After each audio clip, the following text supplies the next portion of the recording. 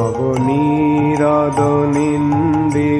কান্তিধারম রসসাগর नागर भूपवरम। हरे कृष्णा। सभी को सादर प्रणाम। आज श्रीमद् भागवतम में स्कंद 4 अध्याय 20 श्लोका नंबर 26 से 29 तक हम लोग सब पाठ करेंगे। श्लोका नंबर 26।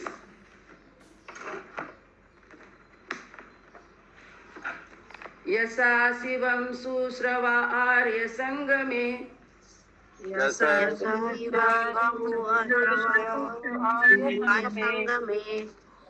यादृच्छया चोपशिणोति ते सकृत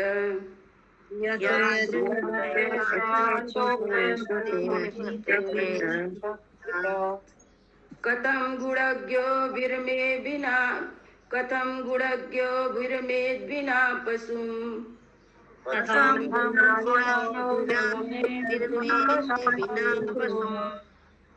श्रीयत् प्रभवे गुणसंगहेच्छया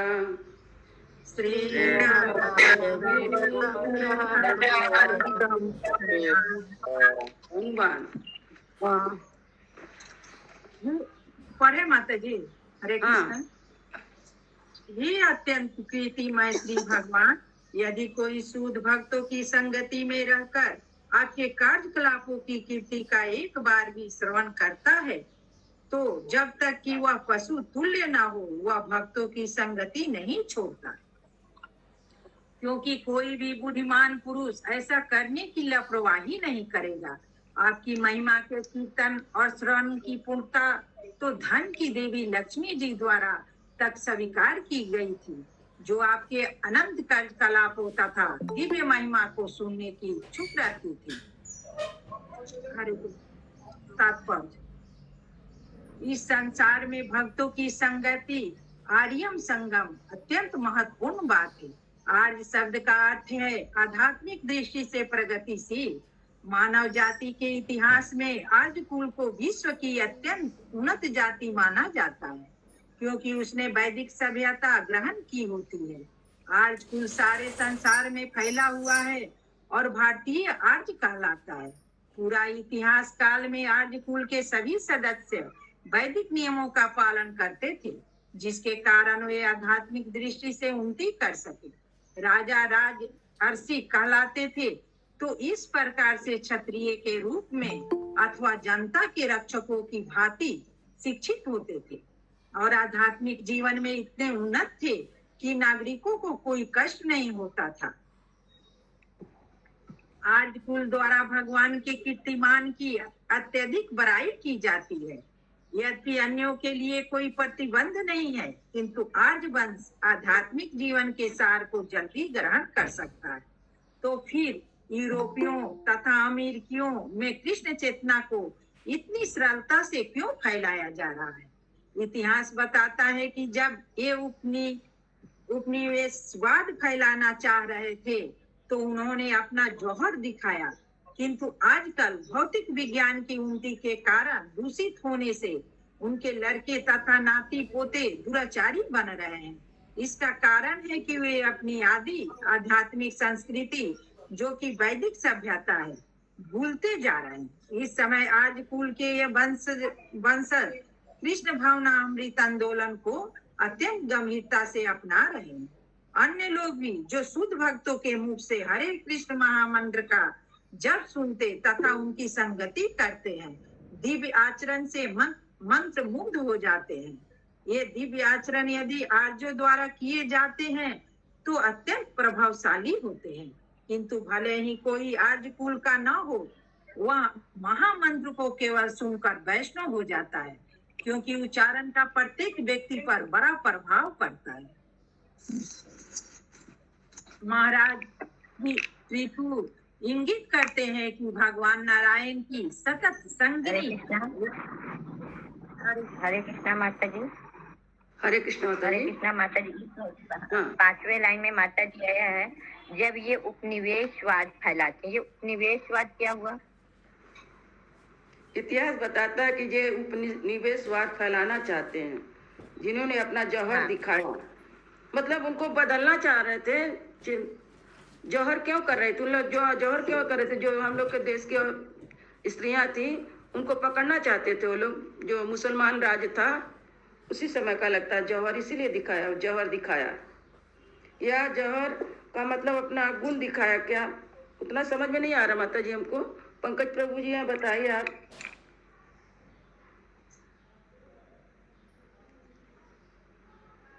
या शशि माता जी आप बताइए।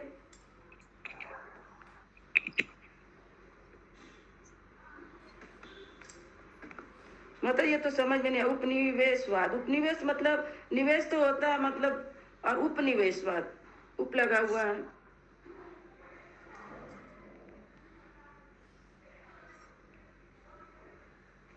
पूरा लाइन मुस्लिम एक बार और सभ्यता पढ़िए क्या माता जी मानते इसको यहाँ से। हाँ माता जी एक बार मुस्लिम अगर पढ़िए तो माता जी गायत्री माता जी। इतिहास बताता है कि यहाँ से पढ़िए, एक बार और पढ़िए। इतिहास बताता है कि जब ये उपनिवेशवाद फैलाना चाह रहे थे तो उन्होंने अपना जौहर दिखाया, किंतु आजकल भौतिक विज्ञान की उन्नति के कारण दूषित होने से उनके लड़के तथा नाती पोते दुराचारी बन गए हैं। हरे कृष्णा। जी, यहाँ मुस्लिमवाद हाँ के लिए बोला गया है क्या? हाँ हाँ, जैसे मतलब कि वो माने उल्टा, जैसे हम लोग जो करते थे ना, माने जैसे सनातन धर्म था तो उसका उल्टा वो लोग करते थे फैला। हाँ इतिहास में लिखा हुआ है कि वो लोग उल्टा करते थे, हम लोग का सनातन धर्म के खिलाफ जाते थे। शायद उसी को बुला दिया। ठीक है।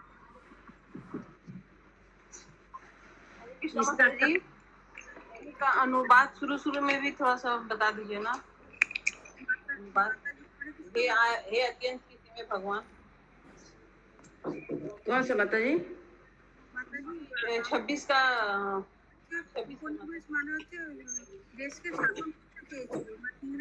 26 का अनुवाद।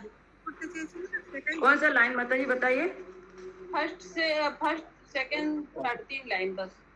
अच्छा, यदि कोई शुद्ध भक्त की संगति में रहकर आपके कार्यकलापों की कीर्ति का एक बार भी श्रवण करता, बता रहे हैं पृथु महाराज जी, भगवान से कह रहे हैं कि भक्तों की संगति में कोई एक बार भी आपका श्रवण मतलब आपका कीर्तन का श्रवण करता है, जब तक कि वह पशु तुल्य ना हो। यदि वो पशु तुल्य मतलब है कि उसका बुद्धि पशु तुल्य, वो एक बार भी आके संगति करता है ना तो भक्त बनने का कोशिश करता है। लेकिन यदि वो पशु तुल्य रहता है, पशु क्या है, जैसे पशु की तरह उसका बुद्धि रहता है, वह नहीं समझना चाहता है, उसके लिए कहा गया। और जो जिसका बुद्धि अच्छा है वो तो बैठेगा सुनेगा, लेकिन जिसका बुद्धि पशु तुल्य है वो नहीं सुन सकता। कीर्तन भजन जितना भी हो वो नहीं सुन, जो तमोगुणी होगा वो नहीं बैठेगा। इसके लिए कहा गया माता जी, जब तक कि वह पशु तुल्य ना हो। समझ में माता जी? ये तमोगुणी के लिए कहा गया ये वाला। और जो सतोगुणी है रजोगुणी है तो भक्त का संग करके एक बार भी सुनेंगे तो भक्त बन जाएंगे, लेकिन तमोगुणी लोग नहीं बनेंगे। हरे कृष्ण माता जी, आगे बढ़िए।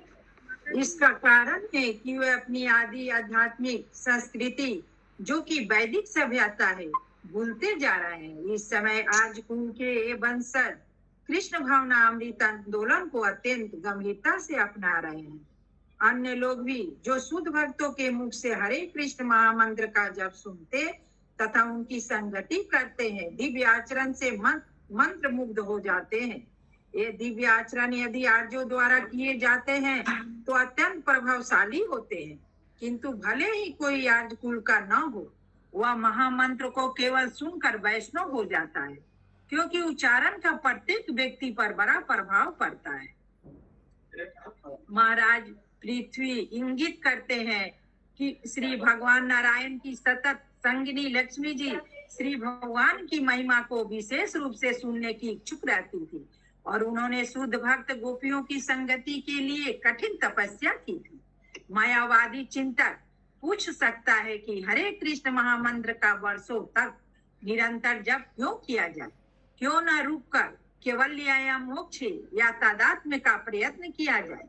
इसके उत्तर में महाराज पृथु का दृढ़ता पूर्वक कथन है कि इस जप का आकर्षण इतना अधिक होता है कि कोई पशु ही इस विधि को त्याग सकता है। यदि कोई संजोगवश भी इस दिव्य ध्वनि के संपर्क में आता है तो भी ऐसा होता है। इस संबंध में पृथु महाराज अत्यंत दृढ़ है। केवल पशु ही हरे कृष्ण जप का त्याग कर सकता है। जो पशु नहीं है वर्ण वास्तव में बुद्धिमान, उन्नत, मानवीय, सभ्य पुरुष है। वे हरे कृष्ण कृष्ण कृष्ण हरे हरे, हरे राम राम राम हरे हरे महामंत्र का जप का त्याग नहीं करते। हरे कृष्ण माता जी। हरे यहाँ कृष्ण माता जी। आर्य समाज के बारे में क्या बोला गया है?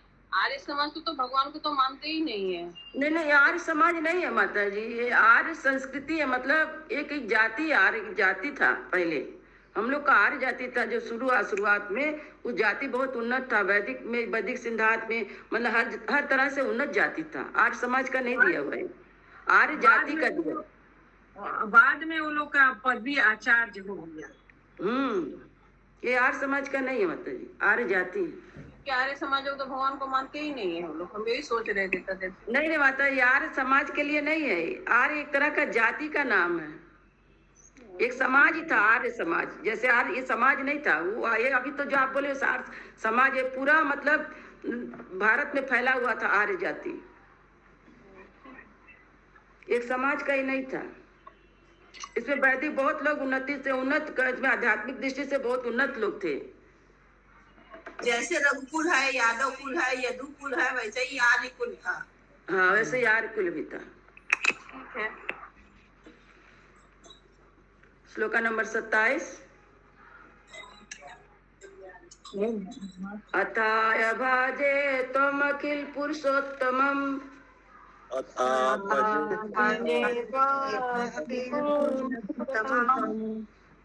गुणालयं पद्म करेवलालश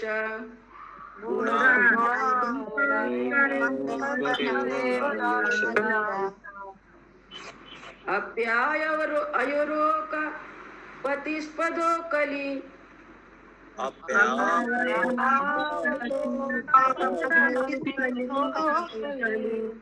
नास्यात् चरणौ कतानयो।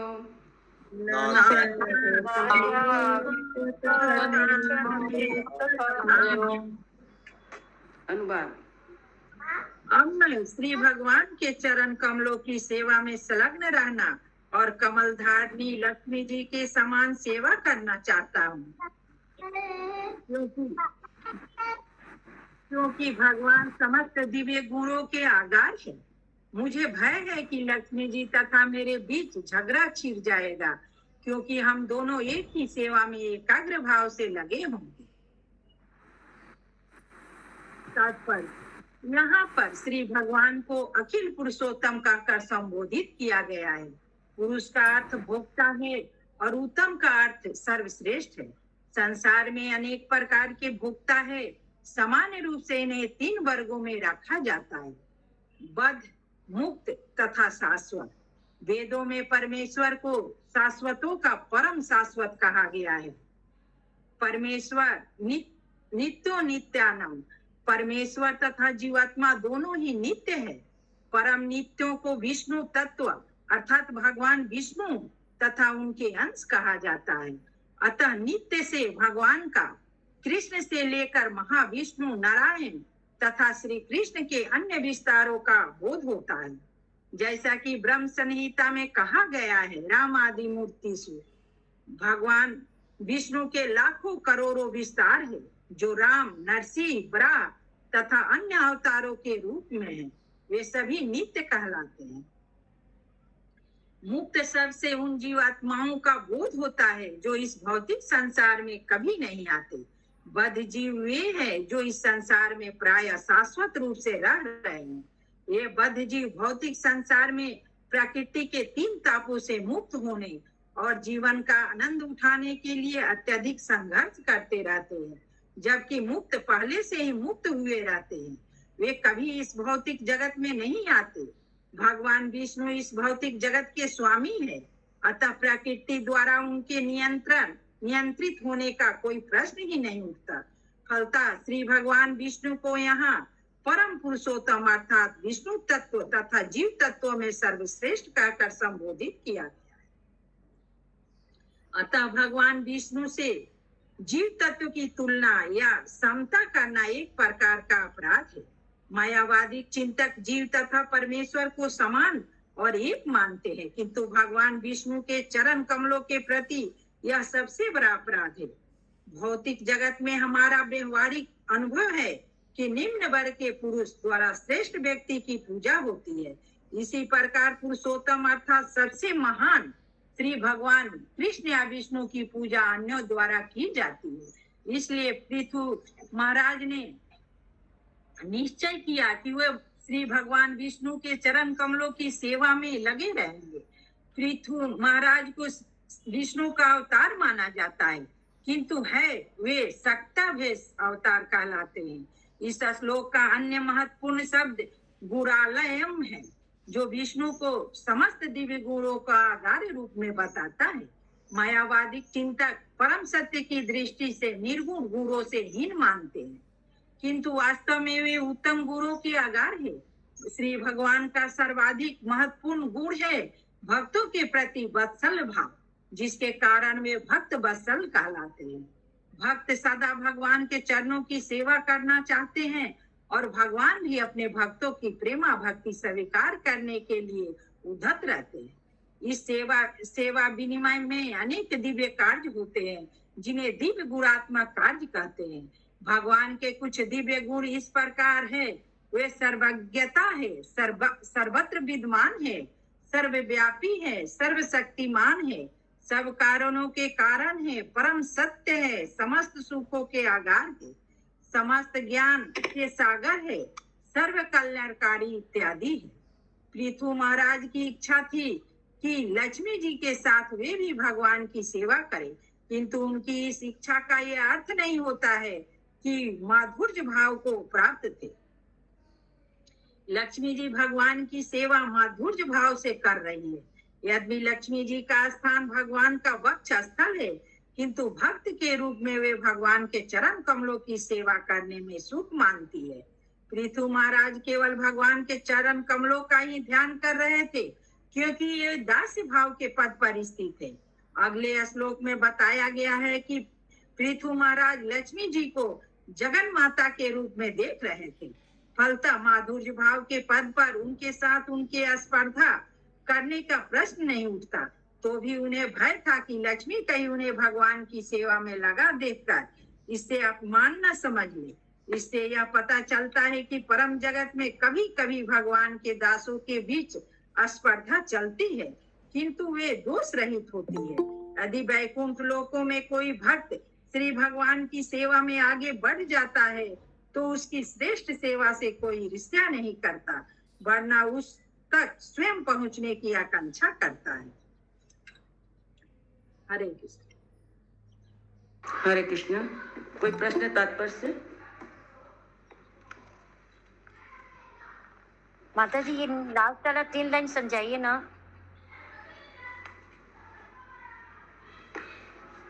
लास्ट का, एकदम लास्ट का, यदि वैकुंठ लोकों में कोई भक्त भगवान की सेवा में आगे बढ़ जाता है तो ये लाइन माता जी कौन सा लाइन? जी माता जी, ये किंतु स्पर्श देश रहित होती है यदि वैकुंठ लोक में कोई भक्त भगवान की सेवा में बढ़ जाते हैं, ये वाला लाइन माता जी। जैसे ही भौतिक जगत में कोई आगे बढ़ता है तो उसको देख के हिंसा जलन करने लगते हैं, लेकिन वैकुंठ लोक में ऐसा नहीं है। कोई आगे बढ़ जाता है, कोई भक्त भगवान के चरण सेवा करता है तो वो सोचता है कि फिर हम भी आगे बढ़ें, हम जो पीछे हैं हम आगे और बढ़े, उनकी तरह हम भी कर सके। उनको देखकर खुशी होती है, उनको देख के गुस्सा नहीं आता है कि वो आगे बढ़ गए हम पीछे हो गए, ऐसा भाव नहीं रहता है। ऐसा दिया हुआ है, वो भी आगे बढ़ने का आकांक्षा करता है। जो पीछे रहता है वो आगे बढ़ने के लिए सोचता है कि हम और भी आगे बढ़े। और भौतिक जगत में ऐसा नहीं है। भौतिक जगत में कोई बढ़ता हुआ देखेगा तो सोचो उसको किस तरह उसको गिरा दे, ऐसा। लेकिन वैकुंठ लोक में ऐसा नहीं है। तात्पर्य का 3-4-5 लाइन तात्पर्य का ऊपर का कौन सी लाइन माता जी पढ़िए? यहाँ पर भगवान के अखिलेश पुरुषोत्तम का संबोधित किया गया है। पुरुष का अर्थ है भोक्ता और उत्तम का अर्थ है सर्वश्रेष्ठ। यहाँ तक तो समझ में आया। संसार में अनेक प्रकार के भोक्ता है जो सामान्य रूप से इन तीनों वर्गों में रखा जाता है। बद्ध मुक्त का शाश्वत, वेदों के परमेश्वर, साधुओं का परम शाश्वत कहा गया है। परमेश्वर इन तथा बद्ध जीवों के नित्य है। परम नित्यों के विष्णु तत्व अथवा भगवान विष्णु तत्व के तथा उनके अंश कहा जाता है। वो शाश्वत में परम शाश्वत कहा, भगवान को शाश्वत कहा जाता है, मतलब अजन्मा है भगवान, हमेशा है। अब भगवान अभी भी है, ऐसे हर समय है भगवान। ये तीनों इसलिए कि इसलिए शाश्वत कहा गया, भगवान हर समय है भगवान। और मुक्त है, जो जीव मुक्त हो जाते हैं, जो देखिए मुक्त शब्द का जीवात्मा का बोध होता है, जो भौतिक संसार में कभी नहीं आते हैं। जो भौतिक जो मुक्त होगा तो भौतिक संसार में आना नहीं चाहते हैं, उनसे मुक्त हो जाते हैं। और बद्ध, जैसे भौतिक शरीर में हम लोग क्या, हम लोग जीव जैसे बद्ध जीव है, हम लोग कोशिश कर रहे हैं साधन के द्वारा इस बद्ध शरीर से छुटकारा पाने का। तीन तरह के लोग, जैसे मुक्त है वो आना नहीं चाहते, संसार में आना नहीं चाहते। और भगवान जो शाश्वत है, सब जगह है, अपने वैकुंठ लोक में भी है, इस यहाँ पे संसार में भी है। और ये जो बद्ध जीव है, जो हम लोग जो है बद्ध जीव है। मुक्त है, जो मुक्त है वो संसार में आना ही नहीं चाहता। तीन तरह के लोग को बताया गया, भगवान को और जीव को और मुक्त जीव को। हरे कृष्णा माता जी, एक थोड़ा पहला वाला पैरा में देखिए ये बताया गया जो यहाँ पे भगवान विष्णु को यहाँ पर पुरुषोत्तम अर्थात विष्णु तत्व तथा जीव तत्व में सर्वश्रेष्ठ कहकर संबोधित किया गया। तो भगवान जीव तत्व कैसे होगा?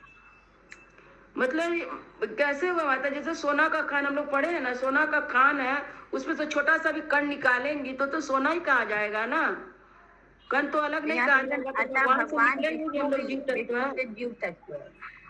भगवान विष्णु जीव तत्व हुए कि वो भगवान विष्णु कौन सा लाइन में माता जी?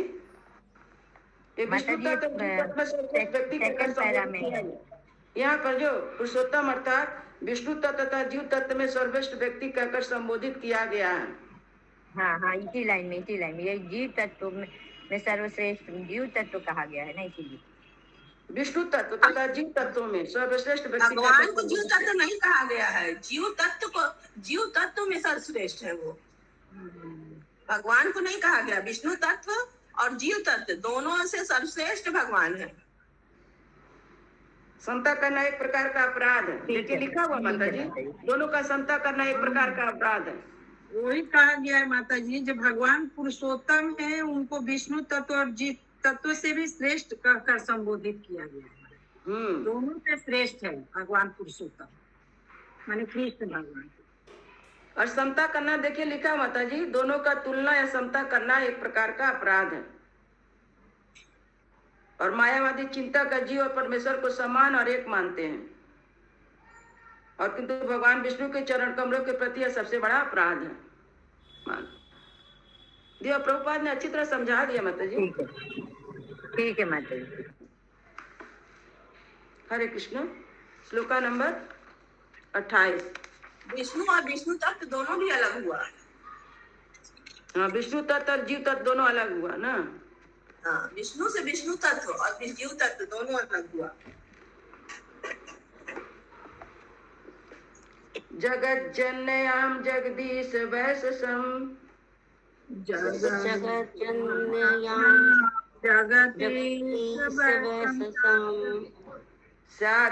स्यादेवायत् कर्मणि न समिहितम्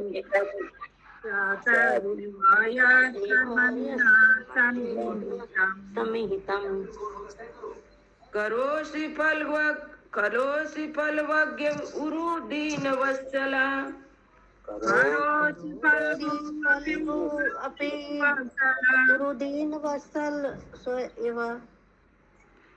स्वया एव धिष्ठये अविरतस्य किं हितया।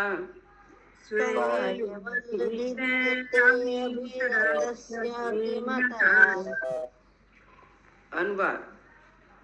हे जगदीश्वर, लक्ष्मी जी विश्व की माता है, तो भी मैं सोचता हूँ कि उनकी सेवा में हस्तक्षेप करने तथा उसी पद पर जिसके प्रति वे इतनी असक्त है कार्य करने से वे मुझसे क्रुद्ध हो सकती है। फिर भी मुझे आशा है कि इस भ्रम के होते हुए भी आप मेरा पक्ष लेंगे, क्योंकि आप दीन वत्सल है और भक्त की तुच्छ सेवाओं को भी बहुत करके मानते हैं। अतः यदि वे रुष्ट भी हो जाए तो आपको कोई हानि नहीं होगी, क्योंकि आप आत्मनिर्भर है। अतः उनके बिना भी आपका काम चल सकता है। तात्पर्य: माता लक्ष्मी जी श्री भगवान नारायण की नितांत चरण सेवा के लिए विख्यात है। वे आदर्श पत्नी है, क्योंकि वे हर प्रकार से भगवान नारायण का ध्यान रखती है। वे न केवल उनके चरण कमलों का ध्यान रखती है, वरना घर का सारा कार्य भी करती है। सुस्वादु भोजन पकाती है, भगवान के भोजन के समय पंखा झलती है, उनके मुख पर चंदन लेप करती है तथा उनकी शया तथा आसन को व्यवस्थित करती है। इस प्रकार वे श्री भगवान की सेवा में निरंतर लगी रहती है, जिसके कारण अन्य किसी भक्त को भगवान के नित्य कर्मों में हस्तक्षेप करने का अवसर ही नहीं प्राप्त हो पाता। अतः पृथु महाराज को लगभग विश्वास था कि लक्ष्मी जी की सेवा में हस्तक्षेप होने से वे चिढ़ कर उन पर रुष्ट हो सकती है, किंतु जग जननी लक्ष्मी जी पृथु महाराज जैसे तुच्छ भक्त पर क्यों क्रुद्ध होती? ऐसा संभव नहीं था। फिर भी पृथु महाराज अपने बचाव के लिए श्री भगवान से अपना पक्ष लेने की याचना करते हैं। पृथु महाराज सामान्य वैदिक अनुष्ठानों को करने तथा कर्म कांड के अनुसार यज्ञ करने में लगे थे, किंतु श्री भगवान अत्यंत दयालु एवं उदार होने के कारण उन्हें जीवन का परम पद अर्थात भक्ति प्रदान करने के लिए उद्धत थे। जब कोई व्यक्ति वैदिक अनुष्ठान तथा यज्ञ करता है तो उच्च लोक को जाने के उद्देश्य से ऐसा करता है, किंतु ऐसे जगहों के द्वारा कोई भगवान के धाम जाने का अधिकारी नहीं हो सकता। फिर भी भगवान इतने उदार है कि किसी की तुच्छ से तुच्छ सेवा को भी स्वीकार कर लेते हैं। इसलिए विष्णु पुराण में कहा गया है कि वर्णाश्रम धर्म के सिद्धांत का पालन करके परमेश्वर को प्रसन्न किया जा सकता है। भगवान के प्रसन्न होने पर यज्ञकर्ता भक्ति योग के पद को प्राप्त होता है। अतः पृथु महाराज को आशा थी कि भगवान उनकी छोटी सी सेवा को लक्ष्मी जी की सेवा से बढ़कर मान लेंगे। लक्ष्मी जी चंचला कही जाती है, क्योंकि वे एक स्थान पर स्थिर नहीं रहती।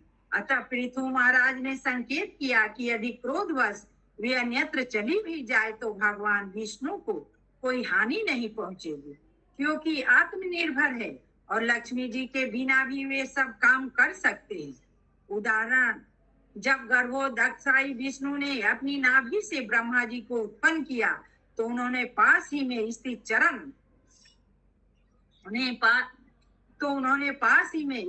चरण दबाती लक्ष्मी जी से कोई सहायता नहीं ली।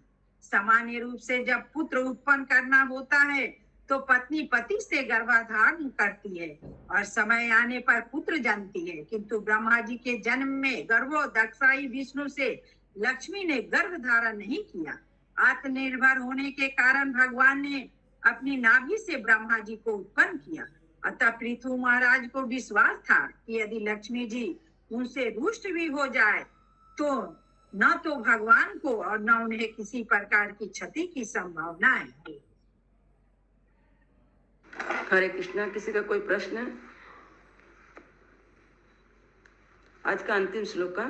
माता जी, वो ये पृथु महाराज माने यज्ञ जो कर रहे थे वो कर्म कांड के बारे में क्यों बोला गया है?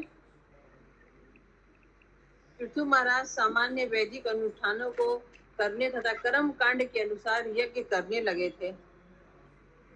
वो 100 यज्ञ में जब कर रहे थे कर्म कांड जो वैदिक में लिखा हुआ ना, वेद में ही कर्म कांड है माता जी। जो जितना यज्ञ का नियम से यज्ञ होगा ना, तो यज्ञ कर रहे थे। यज्ञ तो भगवान को संतुष्ट करने के लिए किया जाता है ना। अब ऊपर से पृथु महाराज क्यों ये जैसा क्यों लिखा हुआ ऊपर के 2 लाइन छोड़ करके कर्म कांड के अनुसार यज्ञ करने लगे थे? वो तो पृथु महाराज तो एक तो अवतार थे ना भगवान का, तो कर्म कांड के अनुसार यज्ञ क्यों कर रहे थे? वो भौतिक संसार में आए थे तो उनको कर्म कांड तो करना ही था ना माता जी। यज्ञ वर्षा उत्पन्न करने के लिए यज्ञ करना ही पड़ता। यज्ञ करना तो कर्म कांड ही है ना। यज्ञ करने से माता जी वर्षा होगी, वर्षा से फिर अन्न पैदा होगा, यज्ञ ही बंद हो जाएगा तो फिर वर्षा नहीं होगी, फिर यज्ञ अन्न कहाँ से उत्पन्न होगा? तो इसे कर्म कांड बोलते हैं। तो मैंने विष्णु को प्रसन्न करने के लिए जो कर्म किया जाता है तो उसे कर्म कांड क्यों कहते हैं? वो कर्म कांड है माता जी। नहीं, वो वो कर्म कांड है। माता जी वो नागरिकों के अपने प्रजा के लिए करना चाहते थे ना।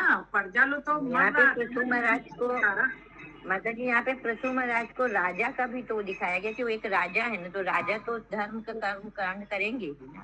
प्रजा के चीज माने रक्षा के लिए, वो सब नागरिकों की रक्षा के लिए यज्ञ कर रहे थे, इसीलिए भगवान कुछ वो अपने माने अपने लिए नहीं कर रहे थे। अपने लिए यदि अपना भौतिक सुख के लिए किया जाए उसके लिए भगवान नहीं कर सकते। जब तक विष्णु भगवान प्रसन्न नहीं होगा तब तक तो बारिश नहीं ना होगा। हाँ, पहले भगवान प्रसन्न होंगे तब तो बारिश होगा। वो सकाम कर्म के लिए नहीं लगा, अपने लिए नहीं कर रहे थे। पूरा इंद्र को दिया जाता है माता जी। हरे कृष्ण माता जी, इंद्र को दिया जाता है यज्ञ का। भगवान विस्तार सबको दिए, वो सबका अलग अलग कार्य बांट दिए माता जी। और फिर ये तो महाराज पृथु जो तो ये तो भगवान के सत्ता वेश अवतार थे, भगवान के ही अंश थे, और उन्होंने भौतिक जगत में ही थे, जगत में संसार में ही तो थे ना, इसलिए उन्होंने भी यज्ञ किया।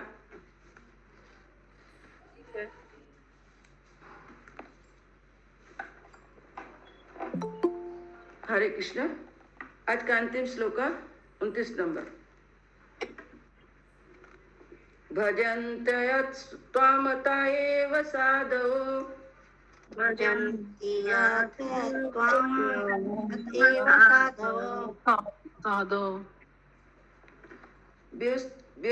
व्यस्तस्त माया गुण विभ्रमोदयम्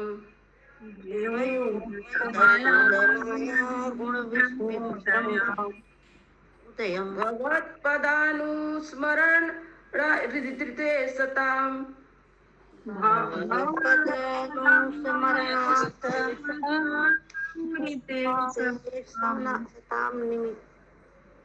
नितं तम अन्यत् भगवन्न विद्महे।